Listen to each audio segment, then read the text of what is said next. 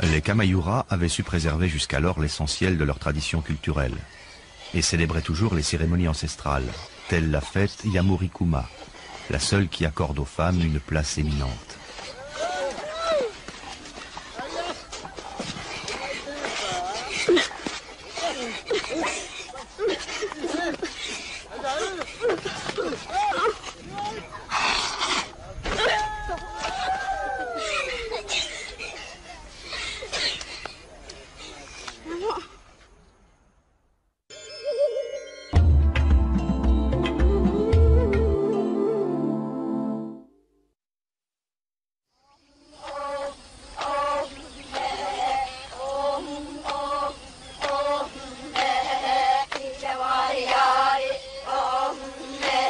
Il est un mythe largement répandu de la Terre de Feu jusqu'à l'Amazonie qui raconte que le monde était à l'origine dirigé par les femmes.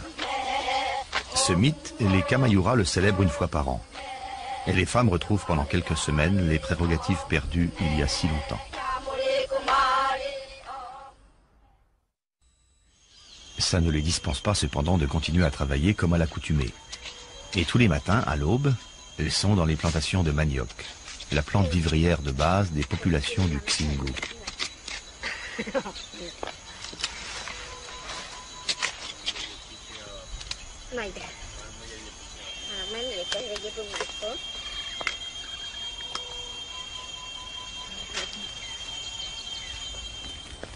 Outre le manioc, les Kamayuras cultivent sur brûlis des patates douces, des ignames, des bananes plantains et du maïs.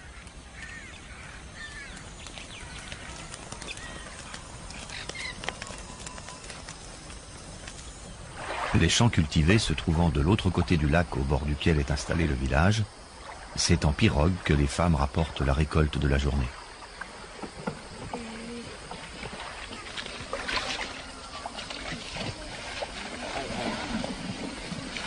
Il existe deux espèces de manioc, doux ou amer. Le second est extrêmement toxique, mais plus nourrissant. C'est donc lui qui a la préférence. Sa consommation nécessite d'éliminer l'acide qu'il contient. Lavées à grande eau, les racines sont soigneusement pelées.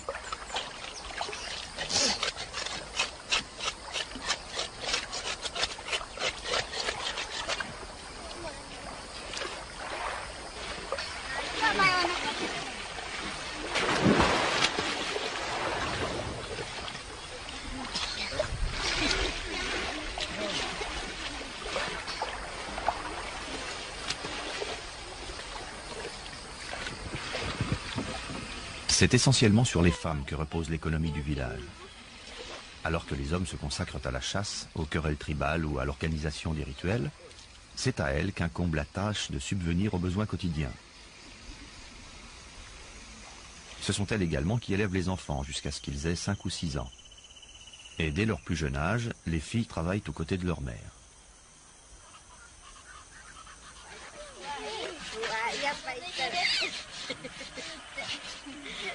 Les tubercules sont réduits en poudre grâce à des râpes faites de dents de poisson, d'esquilles ou de petits cailloux fichés sur une planche. Et la chair est lavée plusieurs fois à grande eau, puis soigneusement pressurée dans un tamis afin d'en extraire le suc vénéneux. Mis à bouillir pour faire évaporer l'acide, les tubercules sont réduits en poudre grâce à des râpes faites de dents de poisson, d'esquilles ou de petits cailloux fichés sur une planche. Et la chair est lavée plusieurs fois à grande eau, puis soigneusement pressurée dans un tamis afin d'en extraire le suc vénéneux. Mis à bouillir pour faire évaporer l'acide, le liquide recueilli deviendra une délicieuse soupe au tapioca. La pulpe, quant à elle, est façonnée en pain mis à sécher au soleil. Une fois secs, ils seront pilés et la farine ainsi obtenue servira à confectionner des galettes.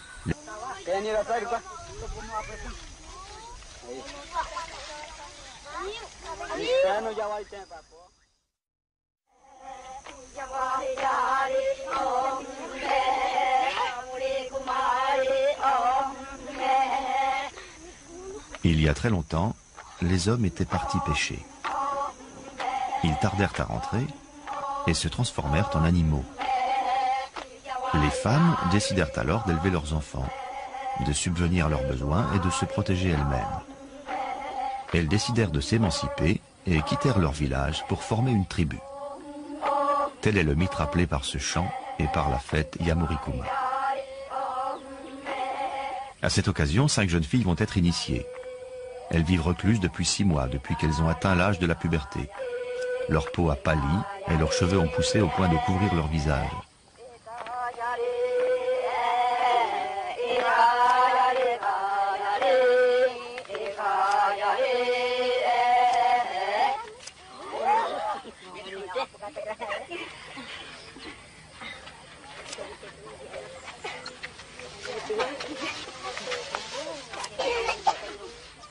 Cette frange que l'on coupe est le signe que la fillette est devenue une femme et qu'elle peut désormais se marier.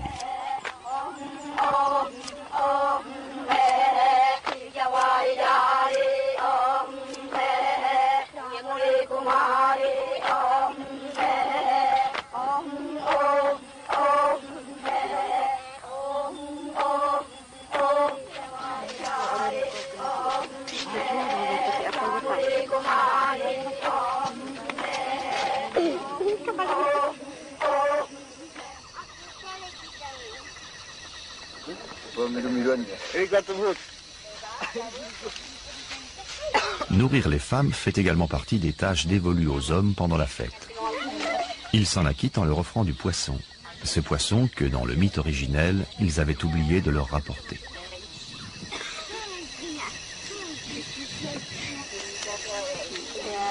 Une fois n'est pas coutume, les femmes feront la loi au village durant les 4 semaines que dure la cérémonie.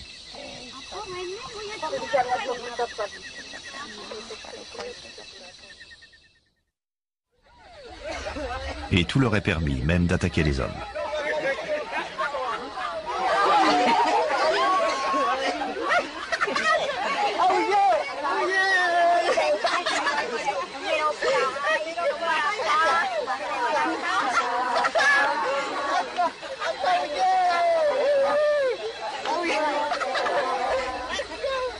Étrange attaque d'ailleurs que celle-là, où il ne s'agit ni de blesser ni de tuer, mais de chatouiller les victimes des pieds à la tête. N'importe quel homme peut en être la cible. Il n'existe aucune règle qui gouverne ces ébats, si ce n'est qu'un homme ne doit jamais résister ou user de sa force contre les chatouillis féminins.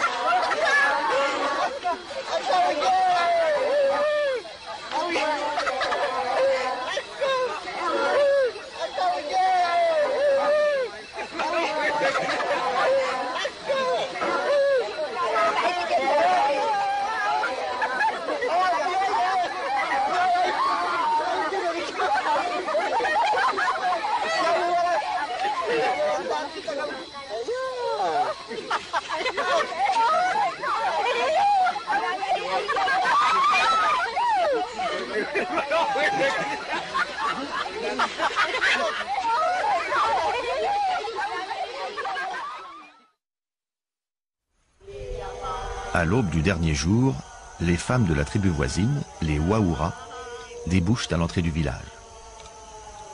Elles ont été invitées pour ce qui sera l'apogée de la fête, une épreuve de lutte avec les femmes Kamayura.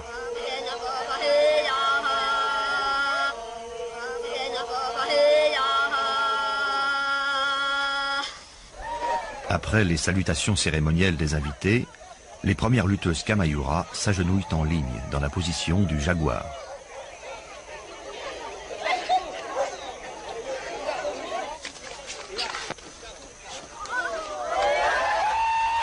L'affrontement est bref, ardent, mais jamais hargneux. La gagnante est celle qui renverse son adversaire et lui fait toucher le sol des épaules. Aucune exclamation, aucun geste de triomphe ne souligne la victoire. Telle est la coutume.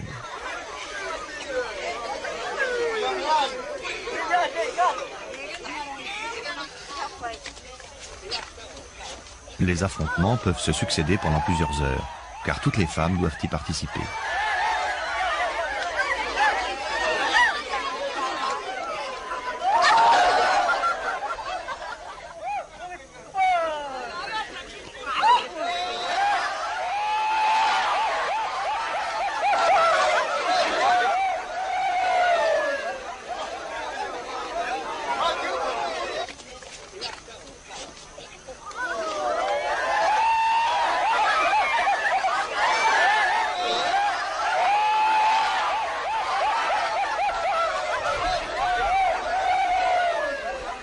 Pour ces tribus à longue tradition guerrière, la lutte à main nue, appelée uka-uka, est un spectacle de choix.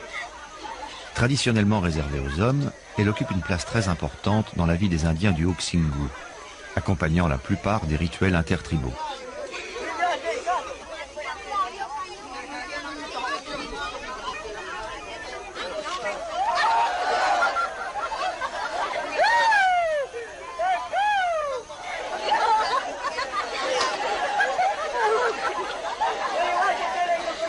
Qui aura gagné le plus grand nombre de combats.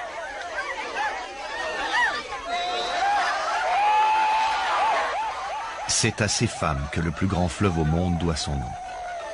En effet, en 1542, Francisco Orellana découvrit un vaste fleuve, où il dut livrer bataille à de farouches et superbes guerrières. En souvenir de ces femmes qui jaillirent des forêts semant la terreur et la mort, il nomma le fleuve Amazone.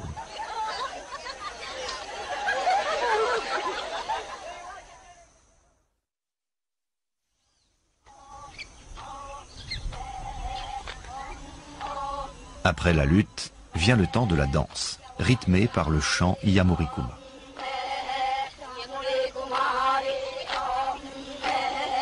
Une danse lente et solennelle qui unit les femmes des deux villages. Car ces grands rituels célébrés en commun sont avant tout l'occasion de renforcer les alliances intertribales.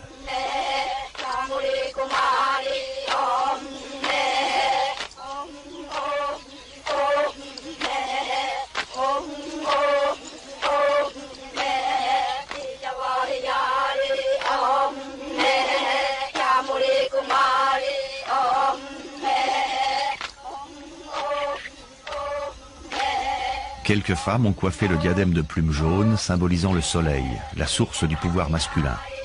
L'astre qui, dans le mythe des Kamayura, aida les hommes à reconquérir leur place. Coiffé le diadème de plumes jaunes symbolisant le soleil, la source du pouvoir masculin. L'astre qui, dans le mythe des Kamayura, aida les hommes à reconquérir leur place.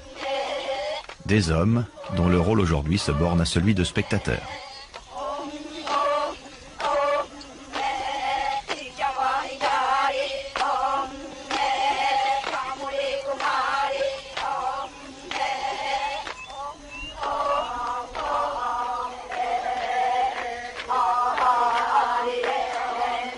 Au crépuscule, la danse des femmes change de rythme et de nature. Vivre dans les conditions qui étaient celles de nos ancêtres, sans un État-nation pour limiter et encadrer leur conduite politique.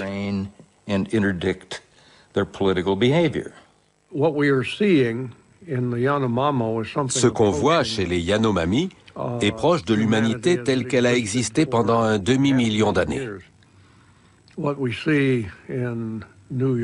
Ce qu'on voit à New York, Brasilia ou Paris est le mode de vie mené par l'humanité depuis seulement 3 ou 4 000 ans.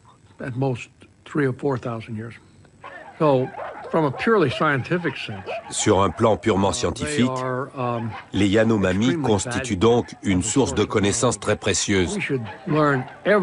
Il faut essayer d'en apprendre le plus possible sur ce qu'ils savent, ce qu'ils ressentent et ce qui les motive.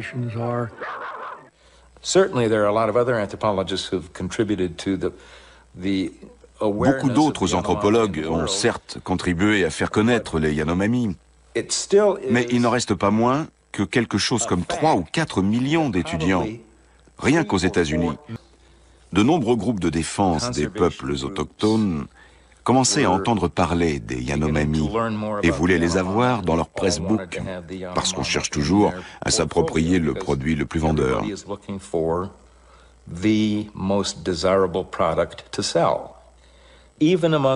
Même des rockstars comme Sting voulaient être associés aux Yanomami, à présent qu'ils étaient connus. Unlike our civilization, which uses natural resources with little or no thought for the future, the Yanomamo are perfectly adapted to the place in which they live. Undisturbed, their way of life could survive for another 20,000 years, and more.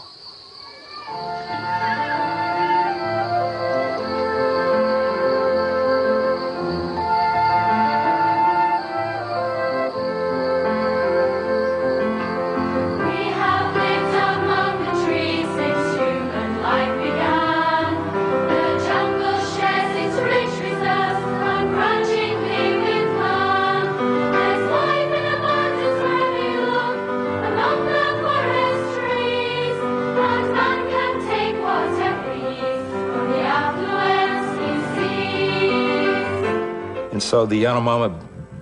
Les Yanomami ont été faussement présentés par ces groupes de défense comme les sauvages les plus innocents, les plus parfaits, les plus altruistes et les plus nobles du monde. Nobles et innocents. Quand il m'est apparu, dès mon premier jour parmi eux, que les Yanomami prenaient part à des guerres tribales, j'ai été stupéfait.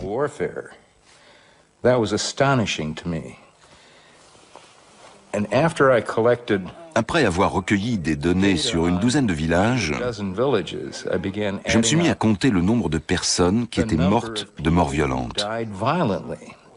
Au bout d'un an, j'ai pu montrer qu'à peu près un tiers des hommes adultes avaient connu une fin violente. One-third of all the adult males died violently.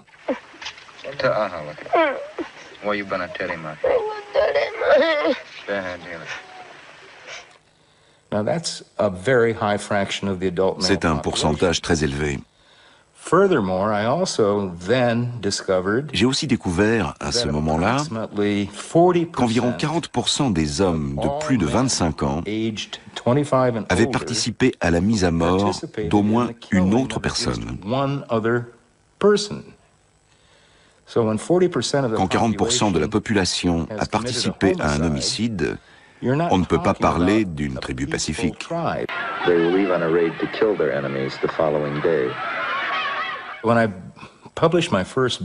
Quand j'ai publié mon premier livre, peu après ma première année de recherche sur le terrain, je l'ai sous-titré « Le peuple féroce ». Le titre était « Yanomami, le peuple féroce ». Les Yanomami se considéraient eux-mêmes comme féroces et vaillants. Et c'est donc l'expression que j'ai utilisée, au moins pour les 3 premières éditions du livre, qui en est maintenant à sa 5e. Ça, la raison de leur agressivité et des guerres qu'ils se livraient.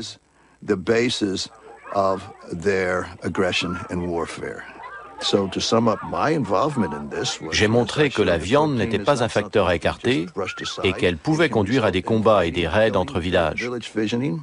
Mais je ne pouvais pas non plus affirmer que les Yanomami se battaient pour un territoire de chasse. C'est sans doute ce qui a fait croire à Chagnon que j'avais prouvé que Harris avait tort. Harris, lui, ne l'a pas vu comme ça, puisqu'il a été emballé par ma thèse, qui, soit dit en passant, était un travail honnête. Là, je préfère ne pas en dire plus sur l'honnêteté. Non seulement ils mangeaient l'équivalent d'un Big Mac par jour, mais même plus que ça.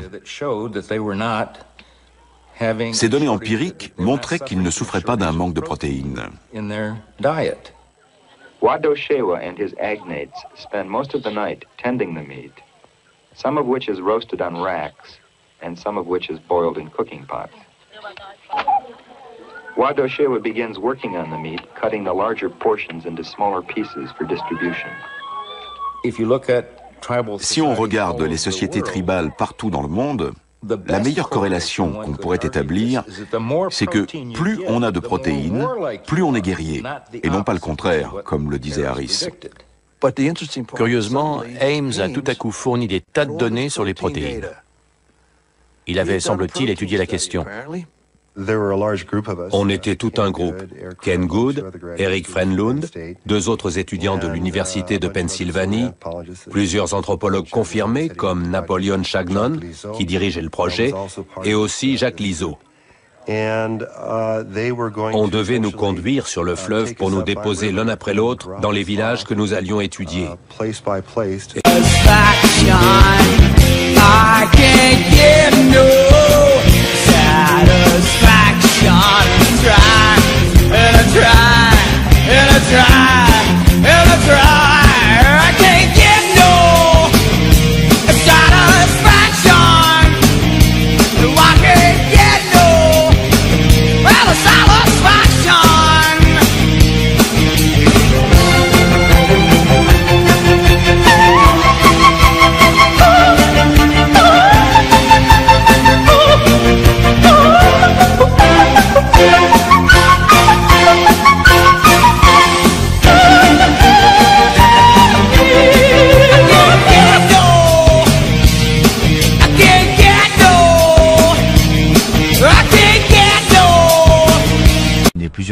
disparition dans les années 70 et 80.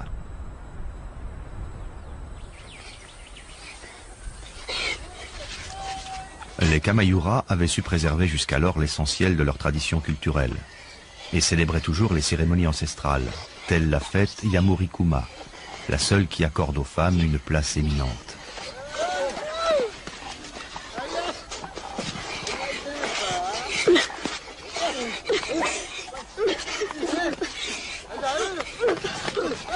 Cérémonie ancestrale, telle la fête Yamurikuma, la seule qui accorde aux femmes une place éminente.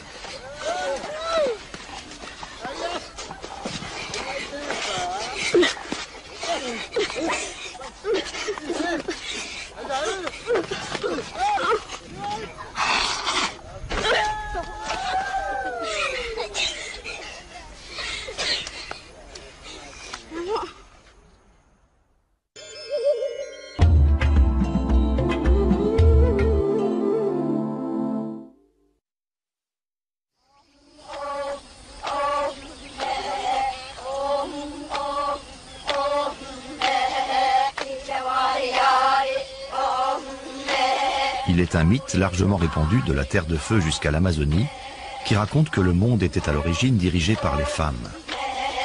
Ce mythe, les Kamayura le célèbrent une fois par an. Et les femmes retrouvent pendant quelques semaines les prérogatives perdues il y a si longtemps. Ça ne les dispense pas cependant de continuer à travailler comme à l'accoutumée. Et tous les matins, à l'aube, elles sont dans les plantations de manioc, la plante vivrière de base des populations du Xingu.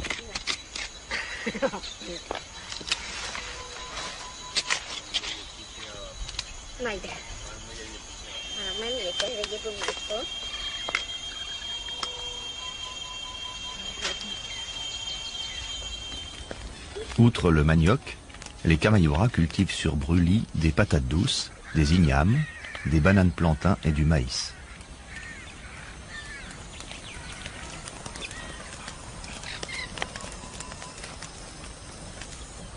Les champs cultivés se trouvant de l'autre côté du lac au bord duquel est installé le village, c'est en pirogue que les femmes rapportent la récolte de la journée.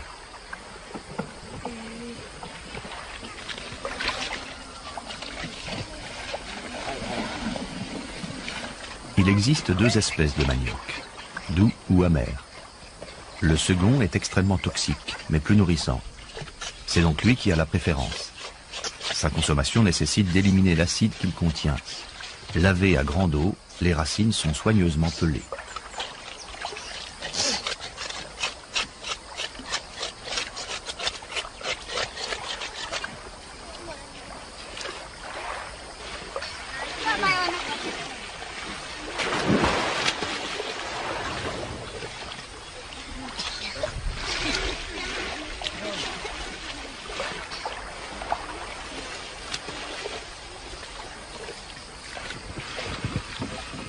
C'est essentiellement sur les femmes que repose l'économie du village. Alors que les hommes se consacrent à la chasse, aux querelles tribales ou à l'organisation des rituels, c'est à elles qu'incombe la tâche de subvenir aux besoins quotidiens. Ce sont elles également qui élèvent les enfants jusqu'à ce qu'ils aient 5 ou 6 ans. Et dès leur plus jeune âge, les filles travaillent aux côtés de leur mère.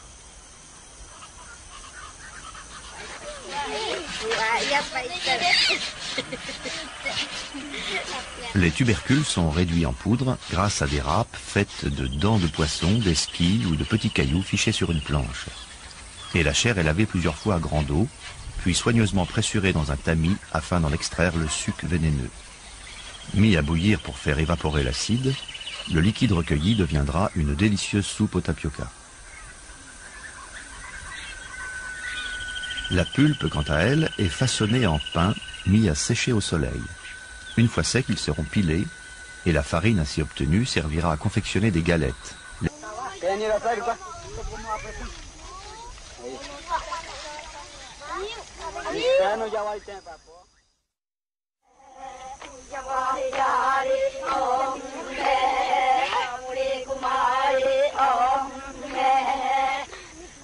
Il y a très longtemps, les hommes étaient partis pêcher. Ils tardèrent à rentrer et se transformèrent en animaux. Les femmes décidèrent alors d'élever leurs enfants, de subvenir à leurs besoins et de se protéger elles-mêmes. Elles décidèrent de s'émanciper et quittèrent leur village pour former une tribu. Tel est le mythe rappelé par ce chant et par la fête Yamurikuma. À cette occasion, 5 jeunes filles vont être initiées. Elles vivent recluses depuis 6 mois, depuis qu'elles ont atteint l'âge de la puberté. Leur peau a pâli et leurs cheveux ont poussé au point de couvrir leur visage.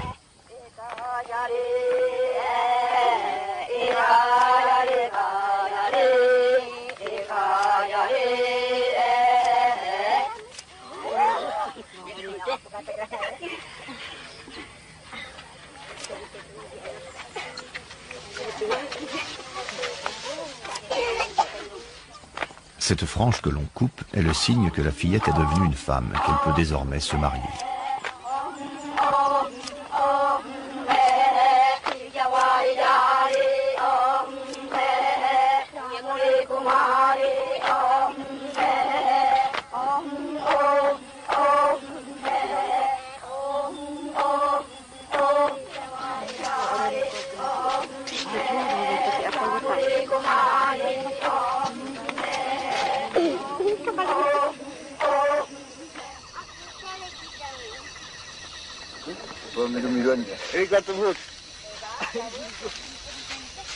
Nourrir les femmes fait également partie des tâches dévolues aux hommes pendant la fête.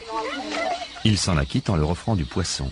Ce poisson que, dans le mythe originel, ils avaient oublié de leur rapporter.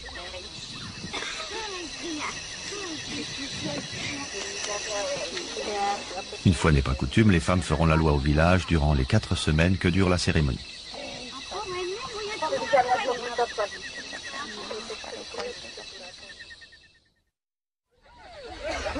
Et tout leur est permis, même d'attaquer les hommes.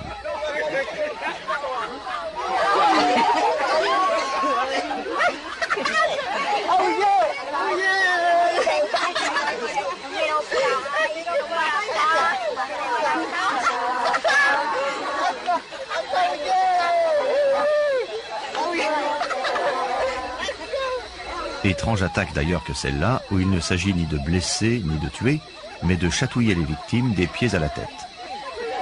N'importe quel homme peut en être la cible. Il n'existe aucune règle qui gouverne ces ébats, si ce n'est qu'un homme ne doit jamais résister ou user de sa force contre les chatouillis féminins.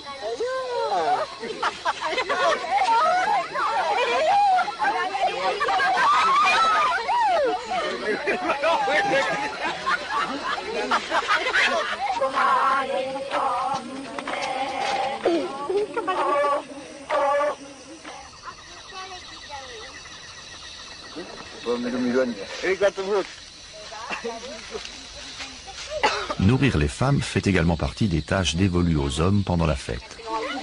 Ils s'en acquittent en leur offrant du poisson. Ce poisson que, dans le mythe originel, ils avaient oublié de leur rapporter.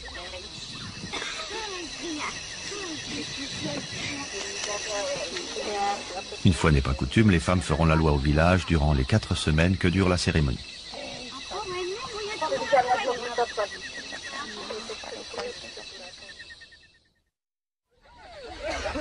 Et tout leur est permis, même d'attaquer les hommes.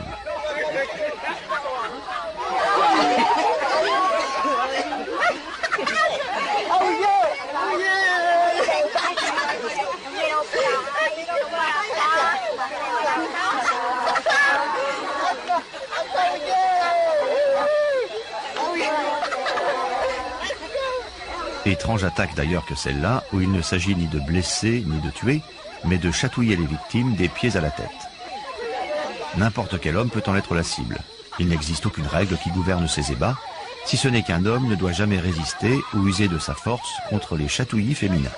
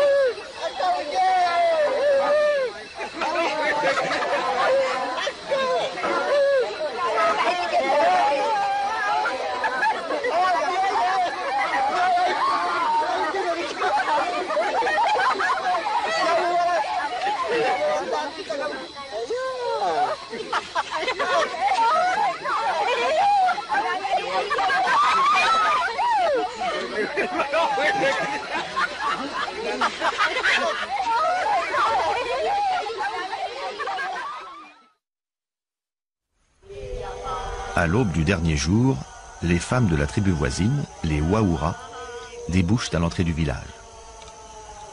Elles ont été invitées pour ce qui sera l'apogée de la fête, une épreuve de lutte avec les femmes Kamayura.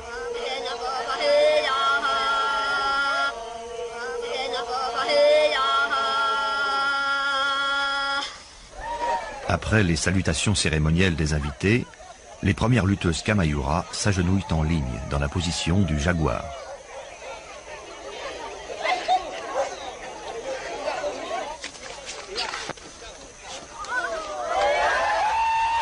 L'affrontement est bref, ardent, mais jamais hargneux. La gagnante est celle qui renverse son adversaire et lui fait toucher le sol des épaules. Aucune exclamation, aucun geste de triomphe ne souligne la victoire. Telle est la coutume.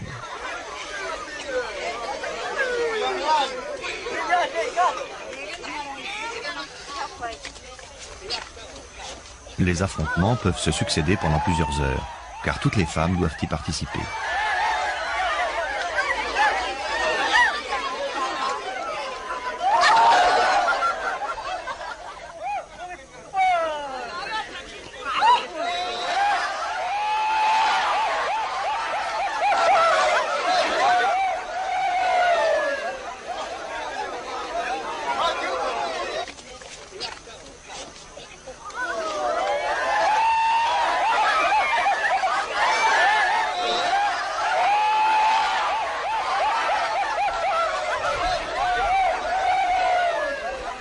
Pour ces tribus à longue tradition guerrière, la lutte à main nue, appelée uka-uka, est un spectacle de choix. Traditionnellement réservée aux hommes, elle occupe une place très importante dans la vie des Indiens du Haut-Xingu, accompagnant la plupart des rituels intertribaux.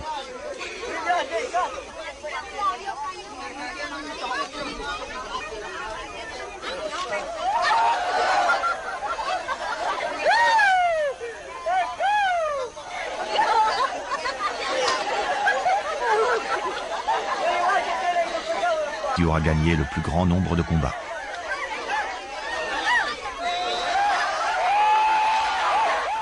C'est à ces femmes que le plus grand fleuve au monde doit son nom. En effet, en 1542, Francisco Orellana découvrit un vaste fleuve, où il dut livrer bataille à de farouches et superbes guerrières. En souvenir de ces femmes qui jaillirent des forêts semant la terreur et la mort, il nomma le fleuve Amazone.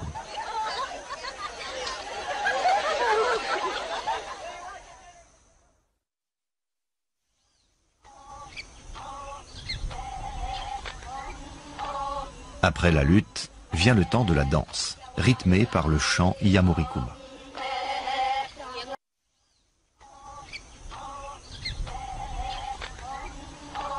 Après la lutte, vient le temps de la danse, rythmée par le chant Iyamurikuma.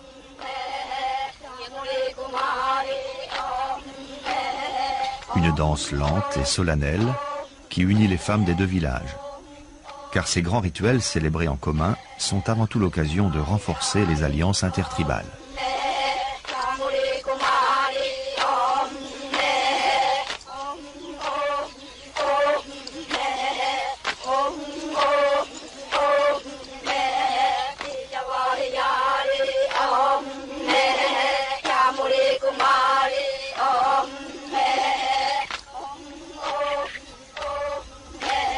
Quelques femmes ont coiffé le diadème de plumes jaunes symbolisant le soleil, la source du pouvoir masculin. L'astre qui, dans le mythe des Kamayura, aida les hommes à reconquérir leur place. Des hommes dont le rôle aujourd'hui se borne à celui de spectateurs.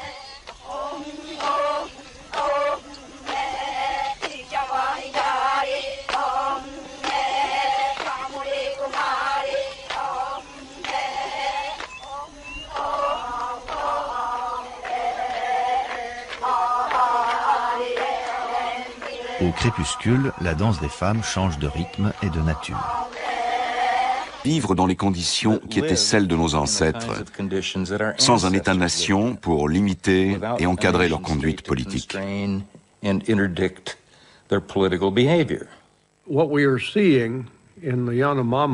Ce qu'on voit chez les Yanomami est proche de l'humanité telle qu'elle a existé pendant un demi-million d'années.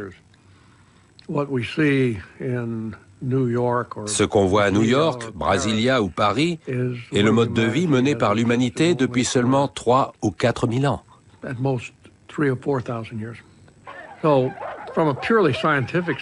Sur un plan purement scientifique, les Yanomami constituent donc une source de connaissances très précieuse.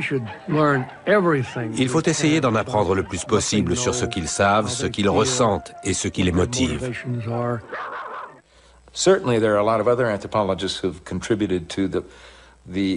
Beaucoup d'autres anthropologues ont certes contribué à faire connaître les Yanomami, mais il n'en reste pas moins que quelque chose comme 3 ou 4 millions d'étudiants, rien qu'aux États-Unis. De nombreux groupes de défense des peuples autochtones commençaient à entendre parler des Yanomami et voulaient les avoir dans leur pressbook, parce qu'on cherche toujours à s'approprier le produit le plus vendeur.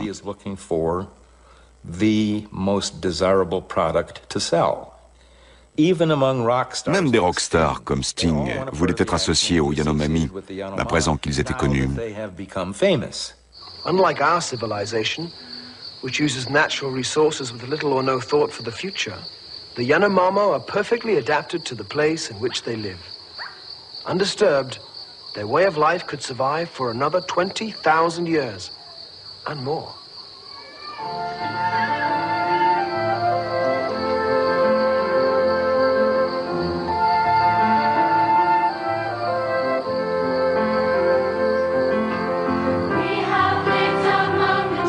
Plusieurs expéditions dans les années 70 et 80.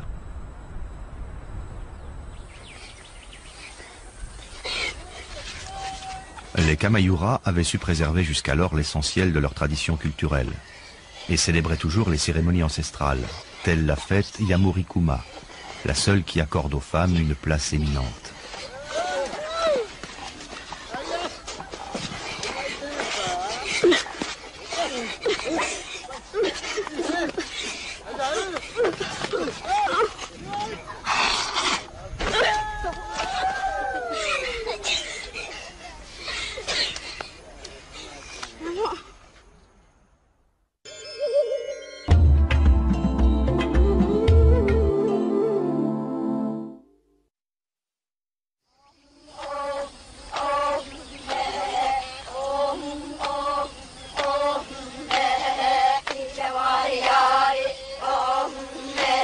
Il est un mythe largement répandu de la Terre de Feu jusqu'à l'Amazonie qui raconte que le monde était à l'origine dirigé par les femmes.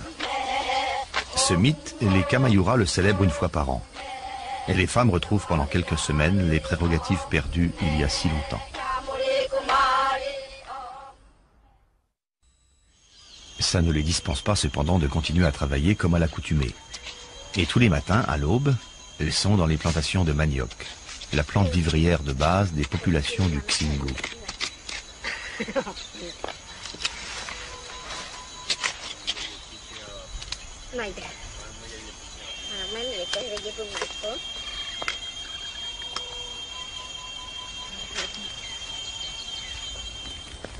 Outre le manioc, les Kamayura cultivent sur brûlis des patates douces, des ignames, des bananes plantains et du maïs.